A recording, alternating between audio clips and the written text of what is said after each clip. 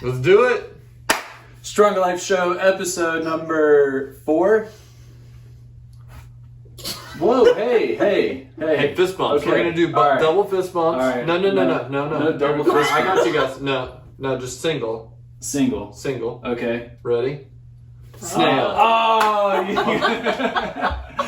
If I only had 2 more, we could have done 4 snails. Oh my gosh. All right, y'all. Snails. I can't. My name's Coach Dustin. Coach Jeff. And then we have a new guest. Coach Amy. Coach Amy. Woo! Yeah, awesome. So, Coach Amy, she's the smartest out of all 3 coaches. We're going to have her on to talk about nutrition. Yes. We posted in the Facebook group, do y'all have any nutrition questions? And y'all, it was an awesome Facebook thread. We've had at least, I think, a dozen questions, probably more than that, honestly. Mm-hmm. So we want to speak to that. Amy has her certification in precision nutrition. She'll talk about that in a second. And we're just going to work through some of these. But today, what we're going to focus on is what to eat before and after a workout, and then what role do supplements or supplementation have to play in a healthy, balanced nutritional plan. If it does, I don't know. We'll see. We brought an expert. All right, so Amy, tell them about yourself. My name is Amy. I am a CrossFit Level 1 certified trainer, and I also have my Level 1 certification from Precision Nutrition, with the goals to eventually be a full-time CrossFit coach, StrongerLife coach, and nutrition coach. Awesome. How was that Precision Nutrition certification? Just give people an idea of what that entails, because from our standpoint, it's the most credible nutrition certification out there. Yeah, so I originally decided to get it to see if it was something that I was really interested in. So nutrition is super interesting to me, and I wasn't sure if I wanted to further my education. So it's kind of like a stepping stone to figure out if I want to go back to school for nutrition. Yeah. But it was really laid back, but very informative. It was self-paced, so I was able to work on it when I had time. And then I found myself really wanting to spend time on it, so I actually got through it a lot faster than I had hoped, just because it was super interesting. I had found myself wanting to learn about it, which gave me a good indication that I would want to go back to school for nutrition, so that was cool. But it gave you different levels of how to coach a new client, maybe how to coach somebody who's tried different diet fads and all sorts of things that you see these days, and then kind of dial it back to bring them back to the basics of nutrition. So it's very informative, but also very basic. So I feel like it's information that is super helpful to have, but it's also easy to share with others. Because nutrition doesn't have to be complicated. I think over time it's gotten super complicated, but it doesn't need to be. So that was probably the most encouraging thing. So I was a little nervous not having any type of nutrition background, if I would really be able to understand what they were talking about. But it was, super informative, and I loved learning about it. So awesome. Yeah, it was really cool. I'm glad I did it. So I'm sure one thing that they spoke to in this was, what do you eat before or after a workout? So in the context of what we're doing at StrongerLife, do you have any recommendations of things that people should do or should not do in terms of before or after a workout? Yeah, so first I would say that everybody's going to be different. What works for me before a workout is not going to be the same, that works for you guys. But generally speaking, having some sort of carbohydrate before a workout would be ideal. That can be fruit, it could be oatmeal, it could be cereal, it could be toast, a bagel, something that is going to provide you with energy. So carbohydrates provide us with they're our main energy source. So if you go into a workout without that, you're still going to be able to work out, but maybe not at your fullest potential as you would have if you had energy from carbohydrates. And also not in huge portions, but something like a snack size that you would want to have like before you leave the house or on your way to the gym, even right before the workout. Carbohydrates we tend to digest a lot quicker than proteins and fats, so that's also why they're recommended before a workout, is because we can easily. Could you give me a couple examples of like things that you use? Yeah, so I love every day before I work out, I like to eat fruit. So I'm on a big apple and watermelon kick. Nice. But yeah, I love fresh fruit. I don't typically. I'm trying to think what else I just. I'm very repetitive. I eat a lot of the same things, so like fruit every day. I love Greek yogurt. So it has some carbs and a little bit of protein. Sometimes I'll do oatmeal with fresh fruit. Yeah, usually just anything quick and simple. Honestly, the fuel for fires that we have at the gym, I eat a lot right before working out because they're super easy to digest. What about the mints?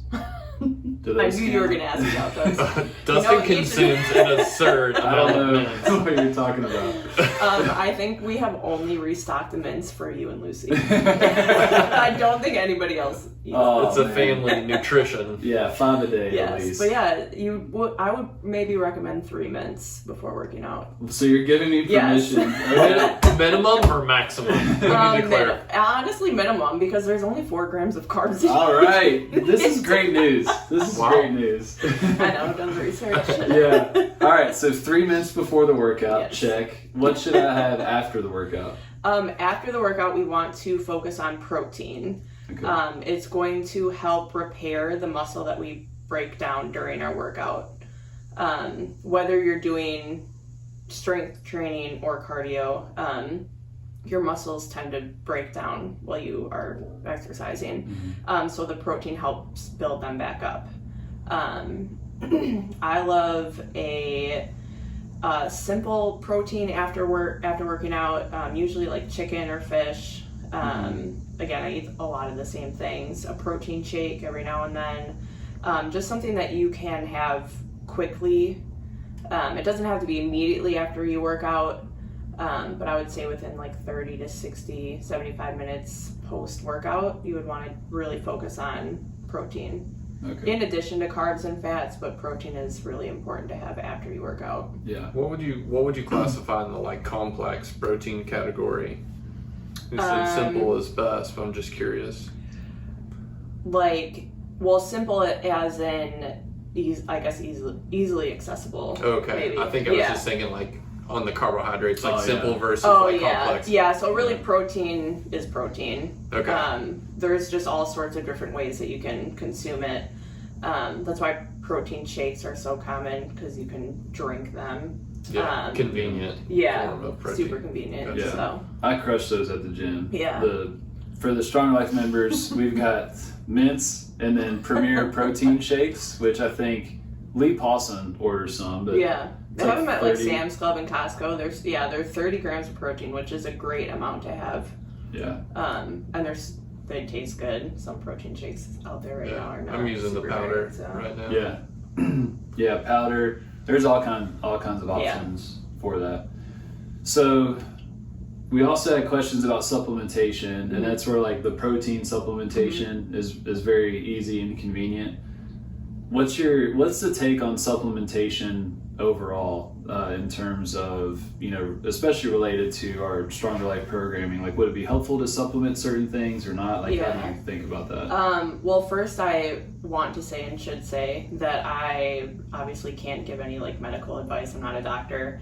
So if your doctor is recommending a certain supplement, like don't take my word not to take it. But I would recommend that focusing on a full like nutritious diet will help will like take away the need to supplement certain micronutrients, such as like vitamin C. A lot of people supplement vitamin C with a pill or a chewable or a drink, where really you can just get that from eating your daily servings of fruits and vegetables.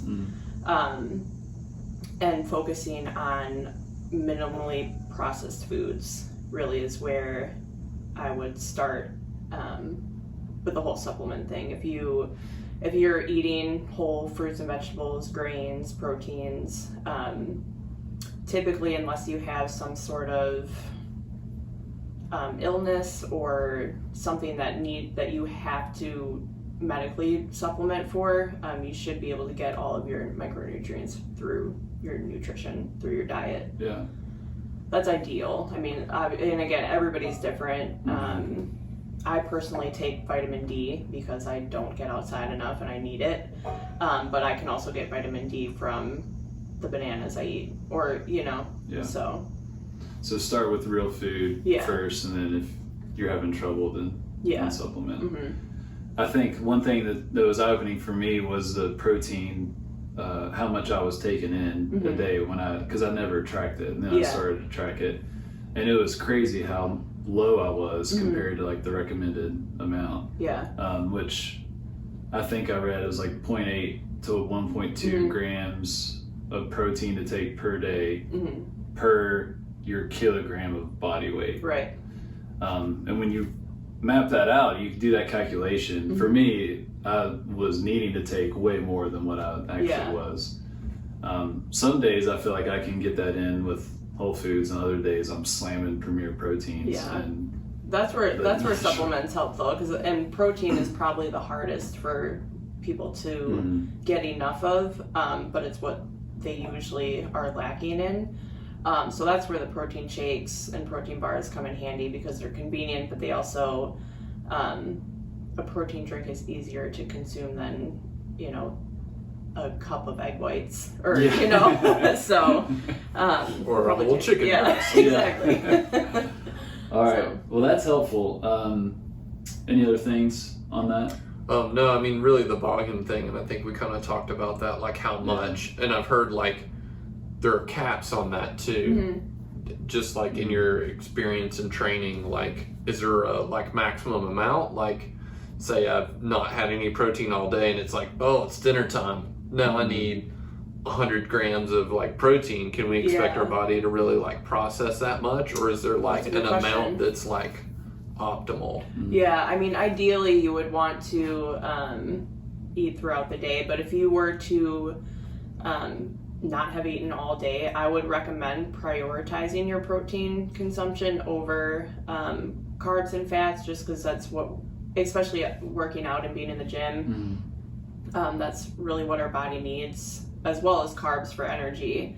But even just without doing the math of how much your body needs, a good indication of that is it's called like the plate method. So you picture like a plate, and if you look at your hand, like the palm of your hand is how much protein you should be eating, the fist of your hand is how many carbs you should be having, the thumb is like how much fat, like oils or olive oil or peanut butter or something like that. So that's a good kind of like, is this your peanut butter? I think this is my peanut butter when I'm really hungry. And that's to say like per meal, not per day, of course. But that's just kind of a good way to track without having to like count certain numbers. To kind of visualize like how much, like, or if you look at your plate, like half of your plate should be greens, and then a quarter of your plate should be protein, a quarter of it should be grains or rice or something. So awesome. Yeah. Sweet. I think that's a good place to stop. That's super helpful. So if y'all have more nutrition questions, just comment, whether you're on YouTube, on Instagram, or Facebook, just leave a comment underneath the video. We've got a bunch more questions that the members submitted, and we're just gonna chip away at those over the next few months and provide y'all some more information. But that was really helpful. Thank you, Amy. You're welcome. Appreciate it. Thanks for having me. Yeah. I'm nervous. You just don't know what you're gonna get.